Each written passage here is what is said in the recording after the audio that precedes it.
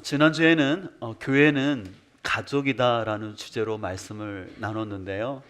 저는 요즘 우리 공동체가 가족됨을 느끼는 고백들을 듣게 되는데 어떤 얘기들을 하냐면, 교회를 오다 보면 우리 성도님들이 하시는 사업장들이 있지 않습니까?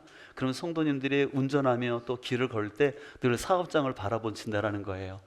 그래서 그 사업장에 손님들이 있으면 안심을 하고, 없으면 손님들이 더 와야 될 텐데 그런 마음을 갖고, 혹시 또 문이 닫혀져 있으면 무슨 일이 있나 그런 궁금함이 생긴다라는 고백들을 많이 하는 것이었습니다.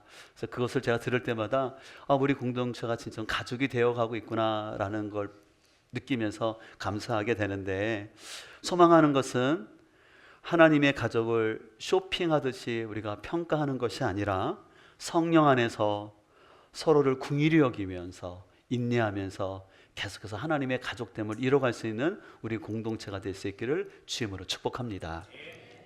오늘은 다시 만나는 교회 세 번째 시간으로요, 주님의 몸으로 자라는 은혜라는 말씀으로 함께 은혜를 나누고자 합니다.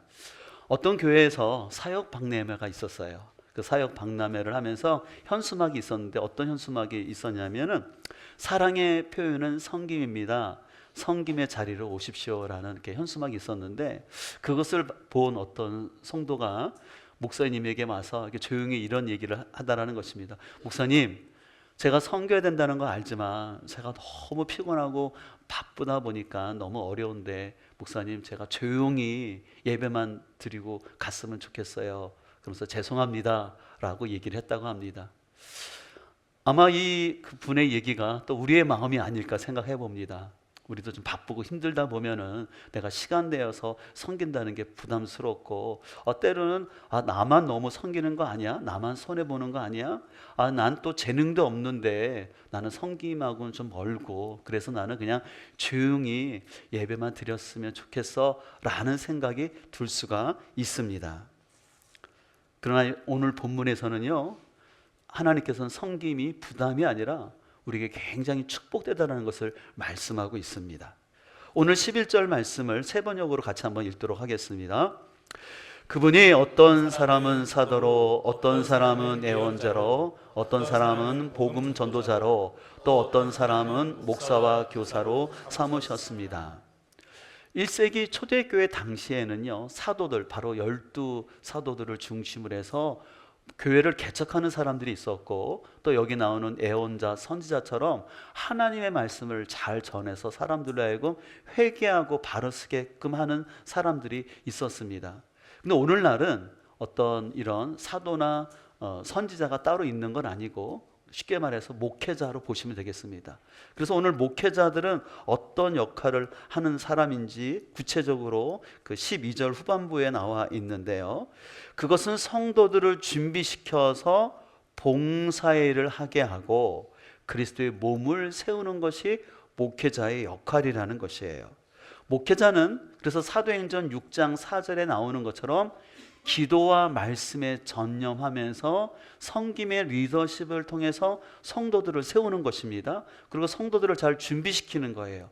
그러면 거기서 훈련된 성도들이 봉사의 일을 하면서 바로 그리스도의 몸을 자라게 하는 것이라고 성경은 가르치고 있습니다. 그래서 이렇게 평신도들이 섬기는 이 봉사가 어떤 의미가 있냐면, 그 12절에 봉사한다라는 단어는요, 단순히 주방에서나 또 아니면 청소하는 그 수준을 넘어서 주님의 몸을 세우는 사역, 영어 단어로 미니스트리라고 하는데, 다시 말해서 목양을 하는 것입니다. 그 대표적인 인물이 사도행전에 보면 아굴라와 브리스길라가 나오거든요. 이 부분은 사도들의 가르침을 받으면서 그들의 집을 오픈하여서 사람들을 자신의 집으로 초청하고 또 전도도 하면서 그 가정에 모이는 성도들을 돌보면서 섬기는 목양 사역을 했다라는 것이에요. 바로 이것을 위해서 우리를 하나님이 부르셨다라고 얘기하는 것입니다.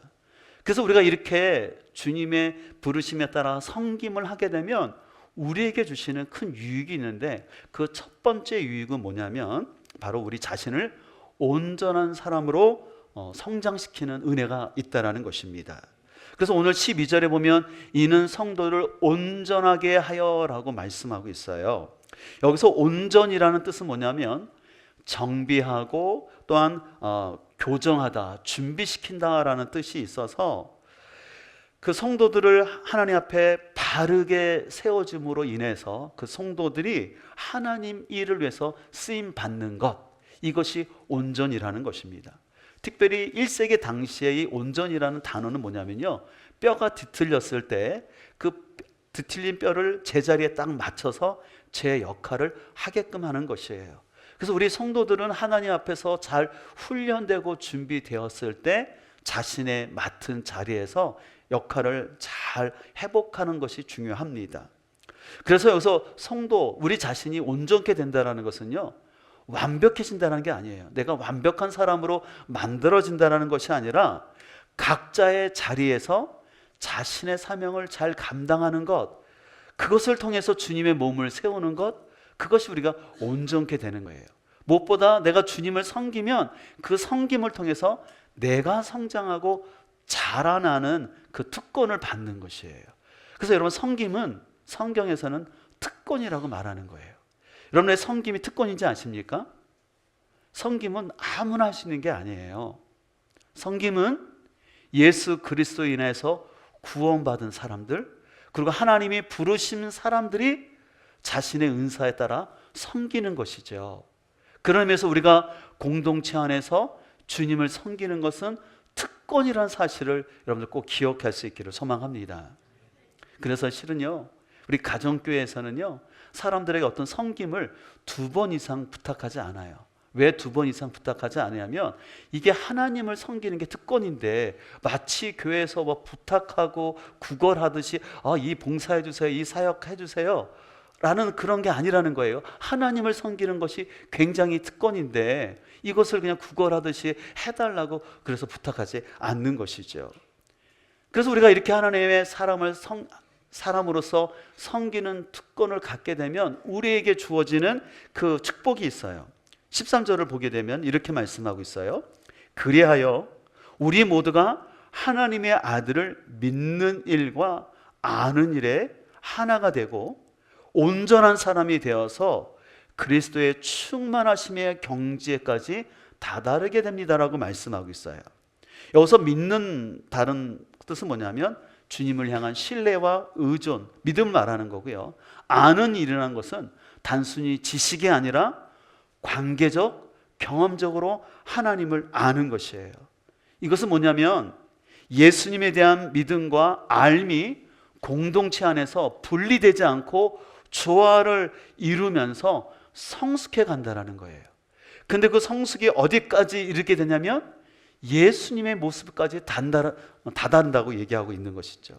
그래서 여러분들, 우리가 성숙하다라는 것은 어떤 성경 지식이 많아지는 것이 아니라 예수님의 충만하심을 닮아서 예수님께서 이 땅에 보여주셨던 성김과 순종의 삶을 살아가는 것입니다.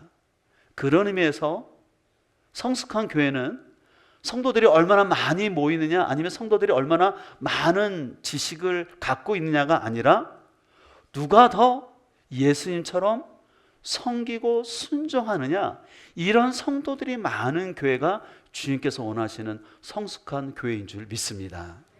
그래서 우리 교회가 가정교회를 하는 이유는 주일 예배를 드리는 거 너무 귀하지만 주일 예배만 드려서는 온전한 신앙으로 자랄 수가 없기 때문에 때로는 부담스럽지만 자기 집을 오픈해서 다른 사람들을 섬기면서 그 과정을 통해서 내가 배우게 되고 자라나게 되고 그러면서 성숙한 제자가 되기 때문에 우리는 주일 연합 예배와 함께 주중에 가정에서 모임을 하는 것이죠. 그래서 여러분, 그 과정을 처음에는 부담스러운 게 사실이에요.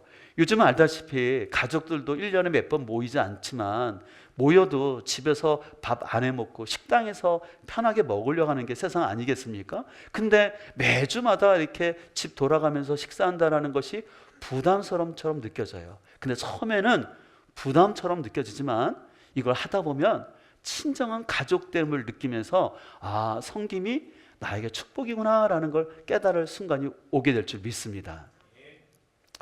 저도 이렇게 목회를 하면서 우리 성도님도 아시겠지만 몇 년 전 우리 교회가 계속 성장하는 교회 과정 가운데 이렇게 수평 이동해왔던 사람들이 이런저런 이유로 교회를 떠나갔을 때 목회자로서 참 마음이 아프고 때로는 목회 회의가 올 정도로 굉장히 힘든 시간을 보냈어요.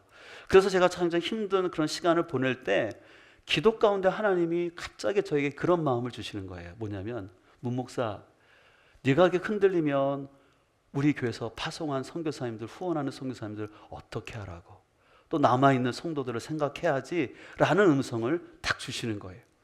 저는 그 말씀이 딱 생각났을 때 정신이 번쩍 차려지더라고요. 내가 이렇게 마음이 약해지고 흔들릴 때가 아니구나. 제가 여기서 흔들리고 넘어지게 되면 우리 교회에서 후원하는 선교사님들, 파송하는 선교사님들 어떻게 될까? 정신을 바짝 차려야겠다라는 생각을 갖게 되었어요. 지금 생각해보면 실은 우리 교회 형편에 계속해서 선교를 위해서 많은 재정을 지출할 때 성도님들이 버거워했던 것 사실이고, 선교도 중요하지만 또 다음 세대를 위해서도 이렇게 써야 되지 않겠습니까? 라는 그런 성도들의 의견도 있었지만, 다 맞는 얘기지만 하나님이 우리의 부르심이 복음을 전하는 선교사를 위한 그런 마음을 주셨기 때문에 힘들게 그 일을 감당했는데, 오히려 그 선교 때문에 제가 흔들리는 마음을 붙잡을 수 있는 은혜의 통로가 됐다는 걸 알게 되었어요. 얼마나 감사한지 몰라요. 여러분 기억하십시오. 우리 교회가 힘들지만 선교하면 여러분들이 주님 앞에 섰을 때 너희가 힘든 가운데도 최선을 다해서 선교했던 그 상을 하나님이 여러분에게 분명히 줄 줄 믿습니다. 왜냐하면 실제로 우리 교회에서 파송하신 선교사님, 사모님이 우리 교회 와서 기도하는데 그 마음을 주셨다는 거예요. 우리 세종 선한 목자교회가 하나님 앞에 갔을 때 선교의 복을 받는 교회라는 것이에요. 사랑하는 성도 여러분, 우리가 신앙생활 하다 보면요, 이런저런 상처도 받고 어려움도 있을 수 있어요. 그러다 보면 내가 이곳을 떠나서 다른 곳에서 새롭게 사역하고 시작하고 싶은 마음이 들 수가 있습니다. 그러나 여러분들, 힘들어도 그 부르신 자리에서 내가 머물러 있을 때 거기서 하나님은 새로운 반전을 주시고 은혜를 주시는 줄 믿습니다.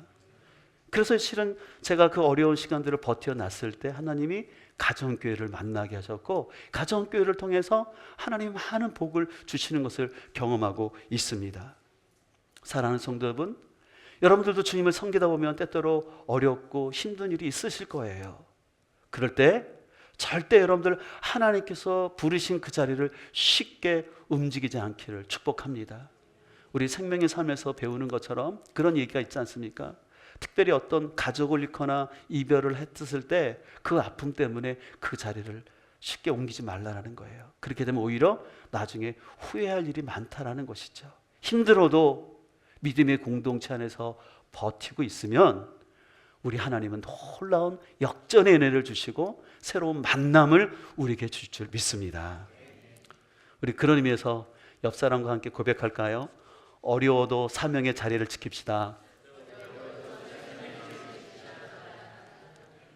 그래요, 여러분들. 어려워도 사명의 자리를 지키고 섬김을 잘 감당하게 되면 그 섬김이 우리를 온전하게 하며, 섬김은 우리를 하여금 영적 성장의 훈련장이 될 줄 믿습니다. 섬김은 손해가 아니라 내 안에 있는 옛사람이 줄어들고 새 사람이 자라가는 과정이라는 것을 잘 기억할 수 있기를 소망합니다. 두 번째로, 우리가 섬김을 통해서 받는 유익이 있는데 그것은 주님의 몸을 하나 되게 하고 자라게 하는 그 은혜를 누리게 돼요. 그래서 오늘 새 번역으로 오늘 14절 말씀을 이렇게 말씀하고 있습니다. 우리는 더 이상 어린아이가 있어서는 안 됩니다. 우리는 인간의 속임수나 강교한 술수에 빠져서 온갖 교훈의 풍조에 흔들리거나 이리저리 밀려다니지 말아야 합니다. 이 말씀을 보게 되면요, 우리가 신앙이 성장하지 못하면, 다시 말해서 성숙하지 못하면 세상 풍조에 쉽게 흔들려요. 누가 이 말하면, 아니면 어떤 직장에 이런 일이 있으면 쉽게 내 마음이 요동치게 됩니다. 그러다 보면은 나의 신앙이 온전히 자랄 수가 없지요. 하지만 우리가 섬김을 통해서 내가 온전한 사람이 되면요, 어린애와 같이 흔들리지 아니하고 견고함으로 서게 되고 사단의 유혹이 있지만 그것을 이겨낼 수 있는 힘이 성김을 통해서 우리가 구비될 수 있다라고 성경은 말씀하고 있어요. 이를 위해서 오늘 15절은 이렇게 말합니다. 우리 같이 한번 읽을까요? 우리는 사랑으로 진리를 말하고 살면서 모든 면에서 자라나서 머리가 되시는 그리스도에게까지 다다라야 합니다.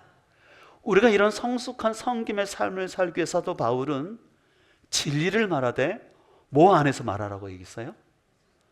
사랑 안에서 말을 해야 된다는 것이에요. 이거 너무나 중요한 가치가 있습니다.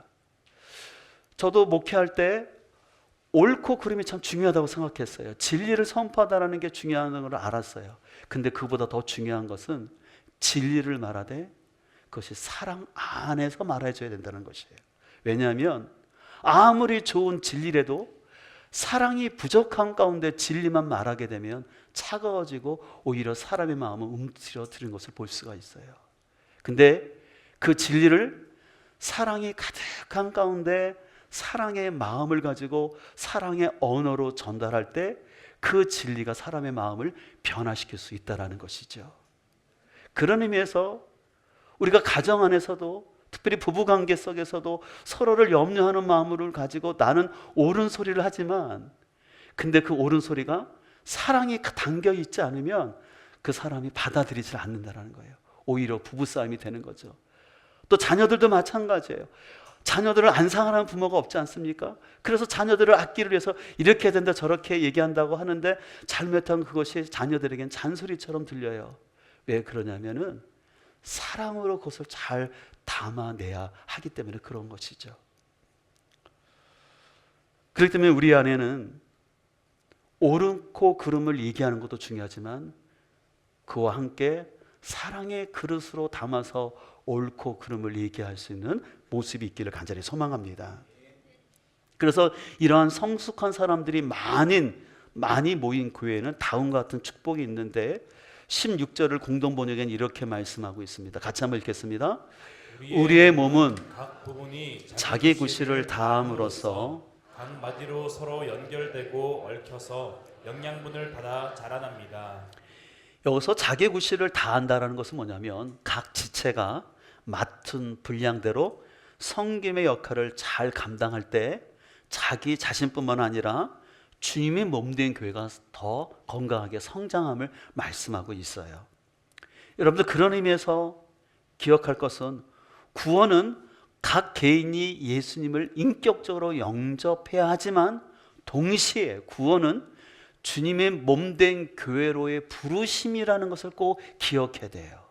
그리고 그 몸된 부르심 안에서 구원이 완성되는 것이에요. 오늘날 사회가 점점 개인주의화되다 보니까 자꾸 우리 신앙 가운데도 개인 경건의 삶으로 흘러가려고 하는데 경건의 삶이 나쁜 건 아니지만 그 경건은 그리스도의 몸인 공동체 안에 있을 때 그것이 온전한 성숙으로 나아갈 수 있다는 것이에요.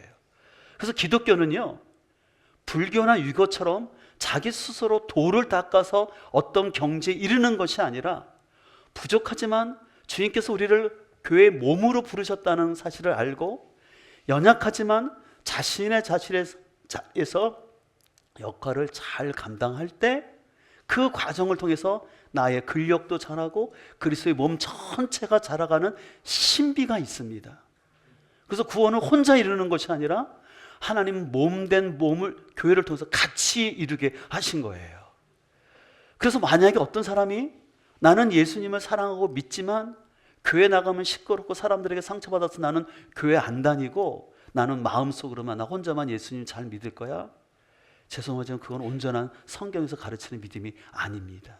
하나님의 놀라운 신비는요, 때로는 소리도 있고 부딪히지만 그 소리와 부딪힘 속에서 나를 하나님 닮은 예수님 성품 닮는 사람으로 이끌어 주신 신비예요.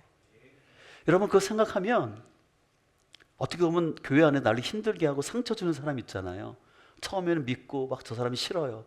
근데 그게 하나님의 신비가 되어서 나를 변화시키고 나의 모난 성격을 다듬게 하려는 하나님의 은혜라는 것을 꼭 기억했으면 좋겠습니다. 그런 의미에서 옆에 사람에게 다시 한번 고백합시다. 저의 연약함을 잘 받아주셔서 감사해요. 또 한 번 고백하면서 당신 때문에 제가 성숙해집니다. 여러분 믿습니까? 그래서 저는 하나님께 주신 것이 뭐냐면 교회는 몸이라는 사실이에요. 어떤 조직이 아니에요. 목사님, 안수집사님, 집사님, 수직적인 그런 조직도 아니고 그리스도의 몸으로 우리를 부르신 것이 너무 신비해요. 제가 이것을 어떻게 좀 깨달은 적이 있었냐면 제가 수영을 처음 배울 때 저는 수영을 잘하는 것은 이렇게 팔을 잘 움직이면 되는 줄 알았어요. 근데 그게 아니더라고요. 여러분 수영 배워보신 분들 알겠지만 첫 번째 뭐 해야 됩니까? 힘 빼라는 거. 허리에 힘 빼야 되죠. 그러면서 중요한 게 뭐냐면 음파를 잘해야 돼요. 수영 배우신 분들 음파가 뭔지 알죠? 이게 호흡이 돼야 되거든요. 근데 힘을 빼고 음파만 잘한다고 되는 게 아니에요. 손을 할 때 이게 딱딱 맞아야 되잖아요. 같이 막 하면 안 되잖아요. 순서가 맞아야 돼요. 근데 손만 아니라 뭘도 해야 돼요? 발도 적당히 킥을 해줘야지 잘 가잖아요. 그래서 수영을 하다 보면 모든 신경이 다 움직이는 거예요. 그래서 이 몸이 전체가 움직일 때 몸이 자연스럽게 뜨는 것처럼 우리 공동체도 그런 것 같아요. 어떤 한 부분만 갖고 되는 것이 아니라 모든 부분이 각자의 역할을 제때 해주는 것이죠. 그래서 여러분 교회는 퍼즐과 같습니다. 조각 하나만은 의미가 없어요.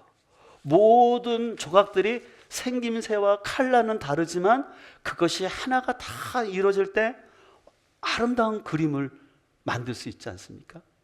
여러분 만약에 생각을 해보세요. 여러분들이 조각 퍼즐로 그림을 완성했는데 한 2개의 피스가 없는 거예요. 그거를 여러분들 액자를 걸어놓을 사람은 없죠. 왜? 입 빠진 것처럼 보기가 안 좋잖아요. 잘났건 못났건 간에 그 모든 조각이 모여질 때 그림이 완성되는 것처럼 교회는 그런 곳이에요. 많이 배운 사람도 있고 그렇지 못한 사람도 있고 일을 잘하는 사람도 있고 못하는 사람도 있고요. 그러나 교회는 잘하는 사람들만 모인 것이 아니라 못하고 부족한 사람들도 함께 모여서 그리스도의 몸을 이루는 것이 하나님의 신부인 줄 믿습니다. 그래서 지난주도 말씀드린 것처럼 여러분들이 교회를 할 때 자꾸 어떤 성과나 너무 잘하려 하지 마시고 어떻게 하든지 하나 되고 더불어 그리스도의 몸을 이뤄야 된다는 이 마음을 가지고 우리가 함께 주님을 섬겨갈 수 있기를 간절히 축복합니다. 가정교회를 처음 시작하셨던 최영기 목사님이 목회자들 모임에서 이런 얘기를 하셨어요. 가정교회를 잘하면 3가지 열매가 있다라는 거예요. 첫 번째 열매는 영혼구원의 열매가 나타나고, 두 번째는 성도들의 삶이 변화되고, 세 번째는 목회가 행복하다라는 그런 고백을 하게 된다라는 것이에요. 여러분들은 어떻습니까? 우리 교회가 지난 1년 4개월 동안 가정교회 전환 준비해서 올해 가정교회 원년을 선포하고 이제 1년이 거의 지나고 있는데, 저는 이 질문 앞에서 분명하게 확신 있게 예스라고 저는 고백하게 되었어요. 알다시피 작년에 이어서 올해도 또 비신자들이 침례받고 또 계속해서 믿지 않는 비신자들이 교회에 등록하고 있음에 감사하고, 또 목장 모임을 통해서도 그런 고백을 하거든요. 제 삶이 또 제 배우자가 이렇게 좀 변하고 있어요 라는 고백들을 하는 것이죠. 무엇보다 제가 기쁨이 있어요. 예전 일반 목회할 때보다 제가 가정교회를 만나고 그 가정교회 정신대로 목회를 하니까 참 마음에 기쁨이 있습니다. 문제가 없는 건 아니에요. 여전히 문제는 있지만 제 마음에서 느끼는 게 틀려요. 참 기쁘고 감사한 마음을 가지고 사역할 수 있는 게 너무 감사한 거죠. 그래서 제 삶 가운데 이 가정교회 만난 게 너무 감사하고, 주님 앞에 설 때까지 영혼 구원하여 제자 삼는 이 비전을 가지고 사역한다면 참 기쁘겠다라는 마음을 갖고 있는데, 여러분에게도 이런 기쁨이 있기를 축원합니다. 근데 이 열매는 결코 한두 사람으로 이루어지는 것이 아니라 보이지 않는 곳에서 많은 성도들의 섬김 때문에 이루어졌다라는 것이에요. 지금도 계속해서 자신의 집을 오픈해서 매주마다 그 성도들이, 목원들이 와서 집에서 식사할 수 있도록 섬기시는 가정들이 계시고요. 또 교회를 위한 1만 시간 돌파를 위해서 추운 날이든 바쁜 날이던 상관없이 계속해서 레이기도 정병단으로, 또 토요일날 여리고 기도회로, 또 온라인 기도로 계속해서 기도에 동참하시는 분들이 계셔서 9,700시간이 넘었지 않습니까? 얼마 되지 않아서 이제 10,000시간을 도달할 거예요. 근데 거기에는 많은 성도들이 함께 하시기 때문에 가능한 것입니다. 또 매주마다 방송실에서 또 찬양으로, 또한 식사를 위해서 주방에 섬겨주시고, 또 매주 토요일마다 와서 자신의 순서가 되면 교회 곳곳을 청소하시는 우리 지체들의 그 섬김이 있었기 때문에 우리 교회가 지금까지 온 줄 믿습니다.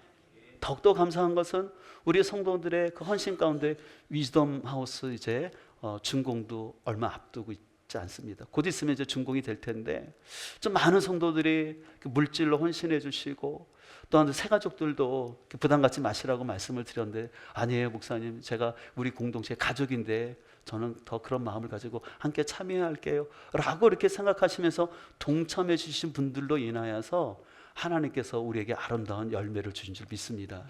제가 토요일날 붕어빵 전도하거나 길거리에서 어르신들 만나면 우리 지역에 있는 어르신들이 아이 목사님 교회를 왜 이렇게 예쁘게 잘 주셨어요 하면서 완공되면 교회 오시겠다라고 말씀하신 분들이 계시거든요. 소망하는 것은 우리가 건물을 짓는 것이 아니라 그 건물을 통해서 영원권하여 제자 삼는 역사가 계속해서 일어나길 소망합니다. 이 모든 일 가운데 우리 사랑하는 성도들, 여러분들의 보이지 않는 섬김과 수고가 이루어졌다는 사실을 또한 잘 기억했으면 좋겠습니다. 이런 차원에서 오늘 우리 교회에서 사역 박람회가 진행되는데요, 내가 단순히 어떤 사역팀에 신청할 건가라는 차원을 넘어서 내가 그리스도의 몸된 교회와 하나 되고 내가 부르신 곳에서 함께 섬기겠다는 마음을 가지셨으면 좋겠어요. 그래서 주보 칼럼을 참고하셔서 여러분들이 신청하시면 좋겠고요. 어떤 분이 그러시더라고요. 목사님 오늘 다 신청해야 되나요? 아니요, 다음 주도 신청하셔도 괜찮아요. 그래서 또 목장에서도 물어보시고 교회에 필요가 있는 곳에 하나님께서, 성령님께서 여러분에게 주신 은사와 재능에 따라서 그리스도의 몸을 함께 세워갈 수 있기를 주임으로 축복합니다. 그래서 섬김은 부담스러운 것처럼 보이지만 아닙니다. 섬김을 통해서 내가 살아나고 내가 성장하고 무엇보다 그리스도의 몸이 세워진다라는 것, 그와 함께 우리는 주님 앞에 갔을 때 하늘 복을 받는다라는 것들을 꼭 기억하기를 소망합니다. 오늘 본문은 우리에게 이렇게 말합니다. 섬김은 나를 온전하게 합니다. 성도는 섬길 때 성숙해집니다. 더불어 섬김은 교회를 하나 되게 하며 각 부분이 역할을 잘함으로 예수 그리스도를 더욱더 드러내게 할 줄 믿습니다. 사랑하는 성도 여러분, 기억하십시오. 섬김은 여러분을 소모시키는 것이 아니라 섬김을 통해서 나의 신앙이 온전케 되고 주님의 몸을 세우는 은혜가 있다는 사실을 우리 모두가 기억하고 부르심의 자리에서 기꺼이 잘 반응할 수 있는 우리 모두가 될 수 있기를 주님의 이름으로 축복합니다.